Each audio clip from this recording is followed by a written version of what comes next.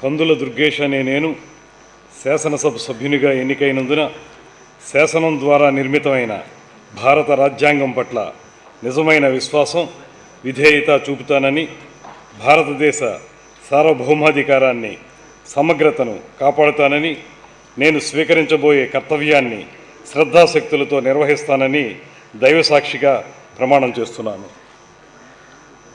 ఆంధ్రప్రదేశ్ శాసనసభ సభ్యుడినైన కందుల దుర్గేష్ అనే నేను సభ నియమాలకు కట్టుబడి ఉంటానని, వాటిని అనుసరిస్తానని, సభ మర్యాదలను పాటిస్తానని, సాంప్రదాయాలను గౌరవిస్తానని దైవసాక్షిగా ప్రమాణం చేస్తున్నాను.